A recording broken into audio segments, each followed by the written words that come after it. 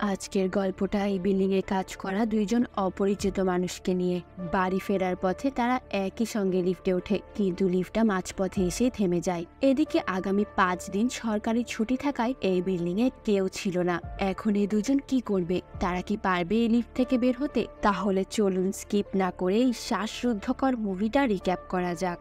গল্পের শুরুতেই আমাদের জেনিফার নামের এই মেয়েটাকে দেখানো হয়। সে অফিসে অনেক রাত পর্যন্ত কাজ করছিল। সে ছাড়া তার অফিসে আর কেউই ছিল না। আগামী 5 দিন অফিস বন্ধ থাকবে, তাই অফিসের সব কাজ আজকে শেষ করে তবেই বাড়ি ফিরতে হবে।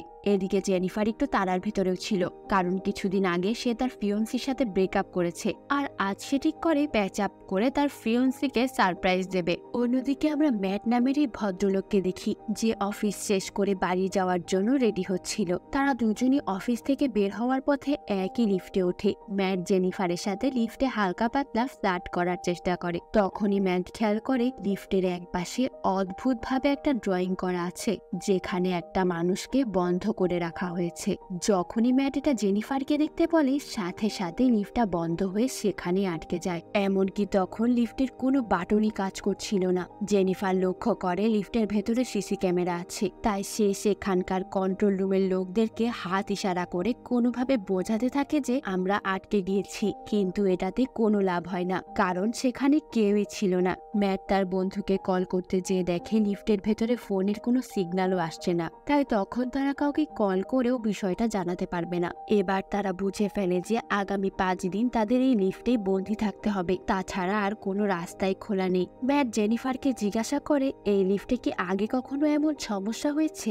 আমি তো এই অফিসে নতুন জয়েন করেছি, তাই আমি এসব বিষয় তেমন একটা জানি না। জেনিফার তাকে জানায় এমন কোনো সমস্যা হয়নি, তবে মাঝে মাঝে এই লিফটে অদ্ভুত শব্দ হতো। হঠাৎ ম্যাটের মাথায় বুদ্ধি আসে যে তারা লিফটের এক্সিট দিয়ে বের হতে পারবে।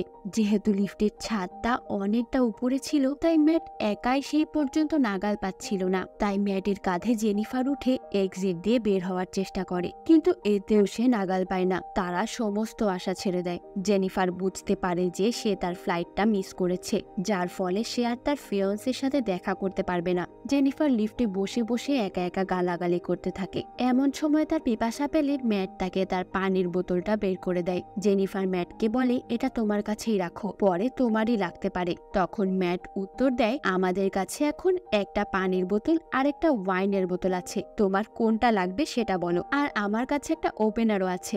জেনিফার মজা করে তার ব্যাগ থেকে একটা ওপেনার বের করে ম্যাটকে দেখায়। তারা এসব নিয়েই মজা করতে থাকে। জেনিফার পানি খেয়ে তার ব্যাগ থেকে একটা চকলেট বের করে ম্যাটকে দেয়। এরপর তারা চিন্তা করতে থাকে তাদের কাছে খাওয়ার মতো বা সার্ভাইভ করার মতো তেমন কিছুই নেই। কিভাবে তারা 5 দিন পর্যন্ত এখানে আটকে থাকবে? 4-5 ঘন্টা পর জেনিফারের টয়লেটের বেগ পায়। সে বুঝতে পারছিল না যে সে এখন কি করবে।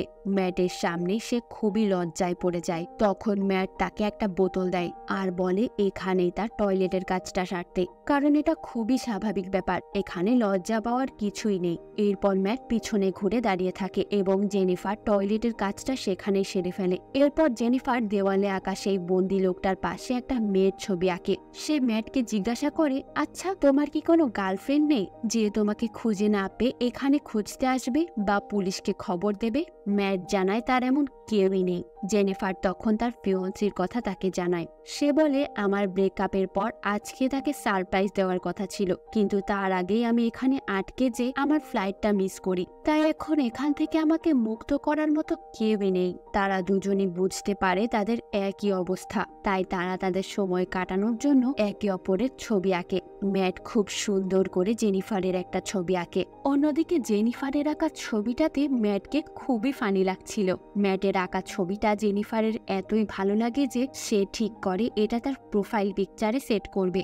কথা বলতে বলতে তারা এক পর্যায়ে খাবার নিয়ে আলোচনা শুরু করে। তাই জেনিফার ম্যাটকে বলে, দ্রুত কথার টপিক চেঞ্জ করো, খাবারের কথা শুনে আমার খিদা পেয়ে যাচ্ছে। এরপর তারা নিজেদের মধ্যে অদ্ভুত রকমের আলোচনা শুরু করে। যেমন জেনিফার ম্যাটকে জানায় যে সে একবার একটা লাইব্রেরিতে তার বয়ফ্রেন্ডের সঙ্গে ইন্টিমেট হয়েছিল।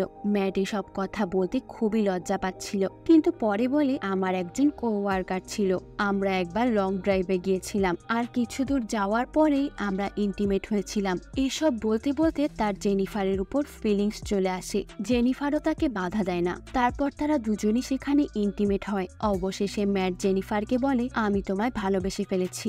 এ কথা শুনে জেনিফারের খুবই অদ্ভুত লাগে। সে ম্যাটকে বলে, আমাদের যা কিছুই হয়েছে সেগুলো আমরা ভুলে যাব, কারণ আমি আমার ফিয়ন্সিকে খুবই ভালোবাসি আর তার কাছেই ফিরতে চাই। এটা শুনে ম্যাট খুবই কষ্ট পায়। সে আবারও জেনিফারকে জিজ্ঞাসা করে, সত্যি কি তোমার ভেতরে আমাকে নিয়ে কোনো ফিলিংস নেই? জেনিফার বলে, আরে তোমার সাথে আমার পরিচয় বা কতক্ষণে, আমার কিভাবে তোমার উপর এত তাড়াতাড়ি ফিলিংস জন্মাবে বলো? আর আমি তো অলরেডি একজনকে ভালোবাসি। হঠাৎ করে আমরা দেখি ম্যাট কেমন যেন চেঞ্জ হয়ে গিয়েছে। সে তার ফোন বের করে জেনিফারকে কিছু সিসিটিভি ফুটেজ দেখায় যেখানে জেনিফার কাজ করছে। সে জেনিফারকে বলে, আমি সব সময় তোমাকে দেখি, আমি তোমাকে অনেক আগের থেকেই ভালোবাসি। এখন আমরা বুঝতে পারি ম্যাট আসলে এই বিল্ডিং এর সিকিউরিটি গার্ড। এই সব কিছুই সে প্ল্যান করেছিল, যাতে করে সে জেনিফারের সাথে কিছুটা সময় একাকী কাটাতে পারে। সে এতক্ষণ ধরে জেনিফারকে প্রত্যেকটা কথাই মিথ্যা বলেছে, কারণ জেনিফার কখনোই একজন সিকিউরিটি গার্ডের সঙ্গে রিলেশনে যেত না। সে তখন তার পকেট থেকে লিফটের একটা চাবি বের করে জেনিফারকে দেখায় আর তাকে জানায় এই লিফটে তারা আটকে পড়েনি, ম্যাট নিজে থেকেই লিফটটা লক করে রেখেছে। জেনিফার এসব কথা শুনে পাগল হয়ে যায়। সে ম্যাটকে হুমকি দেয় সে এখান থেকে বের হয়ে পুলিশকে ইনফর্ম করবে এবং তাকে জেলের ভাত খাইয়ে ছাড়বে। তার এই কথা শুনে ম্যাট তার পকেট থেকে চাবিটা বের করে লিফটটা অন করে দেয়। তখন জেনিফার দৌড়ে চাবিটা নিজের কাছে নিতে চায়, কিন্তু ম্যাট তাকে আটকাতেই তাদের হাতাহাতির জন্য চাবিটা ভেঙে যায়। ফলে এবার তারা সত্যি সত্যি লিফটে আটকে পড়ে। এটা দেখে জেনিফার রাগে ক্ষোভে ম্যাটকে জুতো দিয়ে মারতে থাকে। এক পর্যায়ে ম্যাট নিস্তেজ হয়ে গেলে সে ভয় পেয়ে যায় আর ম্যাট জীবিত আছে কিনা সেটা দেখতে যায়, কিন্তু ম্যাট এই সুযোগটা কাজে লাগিয়ে তাকে মারতে শুরু করে। তাদের মারামারির জন্য তারা দুজনই সেখানে সেন্সলেস হয়ে যায়। যখন তাদের জ্ঞান ফিরে ম্যাট দেখে জেনিফার কাঁদছে, তখন ম্যাট বলে, যাক ভালোই হলো, এই লিফটের মধ্যেই আমাদের সম্পর্ক হলো, আমরা একে অপরকে চিনেছি আর এখন আবার আমাদের ব্রেকআপও হয়ে গিয়েছে।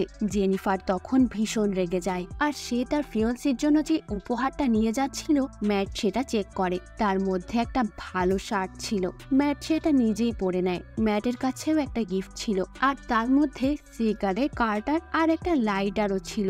এরপর রেগে গিয়ে ম্যাট লিফটের একটা লাইট ভেঙে দেয়। তখন তার মাথায় একটা বুদ্ধি আসে, সেখানে লাইট বদলানোর জন্য কিছু না কিছু তো থাকবেই। তার কাছে যে বোতলটা ছিল সেটা দিয়েই সে লিফটের ছাদ খুলে ফেলে।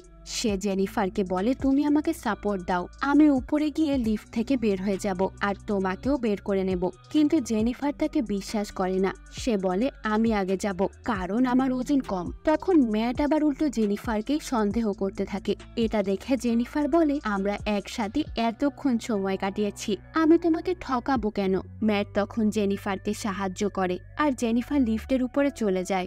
উপরে যাওয়ার পর জেনিফার ম্যাটকে মিডিল ফিঙ্গার দেখিয়ে দেয়। ম্যাট বুঝে ফেলে সে তাকে বোকা বানিয়েছে। ম্যাট ভীষণ রেগে যায় আর সে তার কাছে থাকা জামা কাপড় দিয়ে দড়ি বানিয়ে কোনো মতে লিফটের উপরে চলে আসে।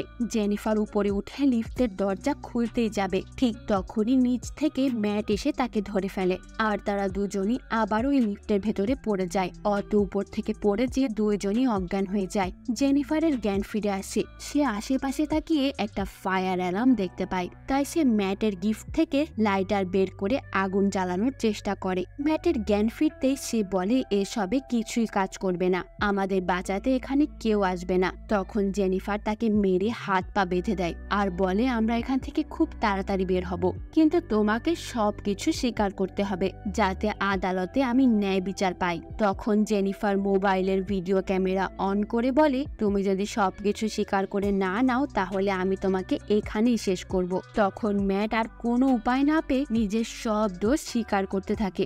জেনিফার অবশেষে জিজ্ঞাসা করে, তুমি এসব কেন করেছো? ম্যাট বলে, আমি প্রতিদিনই তোমাকে দেখতাম, তুমি খুবই সুন্দরী, কিন্তু আমি একজন সিকিউরিটি গার্ড, এই কারণে আমি কখনো তোমাকে বলতে পারিনি আমি কিন্তু সিকিউরিটি গার্ড ছিলাম না, আমি আসলে একজন অ্যাকাউন্টেন্ট ছিলাম। যে গল্পটা আমি তোমায় বলেছি, যে গাড়িতে আমার কোওয়ার্কারের সাথে আমি ইন্টিমেট হয়েছিলাম, তখন সেই গাড়ির অ্যাক্সিডেন্ট হয়ে যায় আর তখন নিয়ম না মেনে ড্রাইভিং করার কারণে আমার আমার জেল হয়ে যায়। তবে আমার কাছে অনেক টাকা ছিল, তাই আমি মাত্র 6 মাস বাদেই জেল থেকে বেরিয়ে আসি।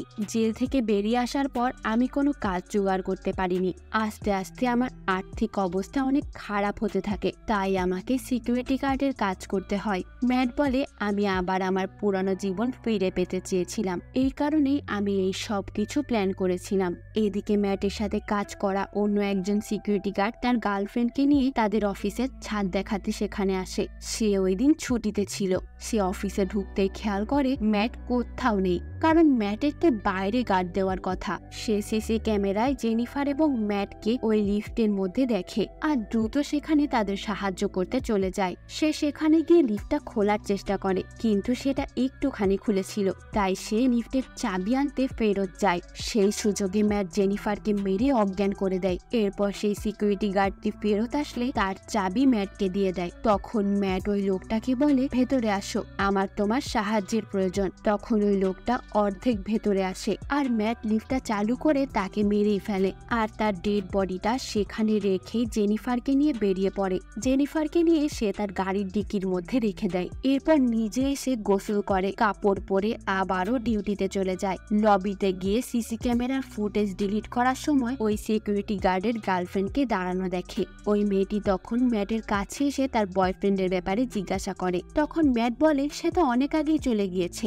ম্যাটের কথা শুনে মেয়েটির একটু সন্দেহ হয়, কিন্তু তবুও সে ওইখান থেকে যেতে চায় না। তখন ম্যাট তাকেও পেছন থেকে আঘাত করে মেরে ফেলে। এরপর সে জেনিফারকে একটা শুনশান রাস্তায় নিয়ে যায়। সে জেনিফারকে গাড়িতে রেখেই পুড়িয়ে দিতে চেয়েছিল। এরপর সে যখন ডিকি খোলে জেনিফার তখনও বেঁচে ছিল আর বেরিয়ে এসে সে ম্যাটকে আক্রমণ করে। এরপর তাড়াতাড়ি গাড়িতে বসে সামনের দিকে এগিয়ে যায়, কিন্তু সে পেছন ফিরে দেখে ম্যাট এখনো বেঁচে আছে। এটা দেখে সে খুব রেগে যায় আর পেছন দিকে জোরে গাড়ি চালিয়ে সে ম্যাটকে ধাক্কা দিয়ে একটা ডাস্টবিনে ফেলে দেয় আর পেট্রোল দিয়ে আগুন জ্বালিয়ে ম্যাটকে সেখানেই মেরে ফেলে। জেনিফার তার বুদ্ধিমত্তার জোরে এক নতুন জীবন ফিরে পায়, তাই বিপদের ধৈর্য না হারিয়ে নিজের বুদ্ধি ব্যবহার করে সেটা থেকে বের হবার চেষ্টা করতে হবে। আজকের গল্পটা আপনাদের কাছে কেমন লাগলো তা কমেন্ট করে জানাতে ভুলবেন না। এমন আরো মুভির গল্প দেখতে আমার চ্যানেলটাকে সাবস্ক্রাইব করতে ভুলবেন না। ইনশাআল্লাহ ফিরে আসবো নতুন কোনো মুভির গল্প নিয়ে। ততক্ষণ পর্যন্ত মিস রিক্যাপের সাথেই থাকুন।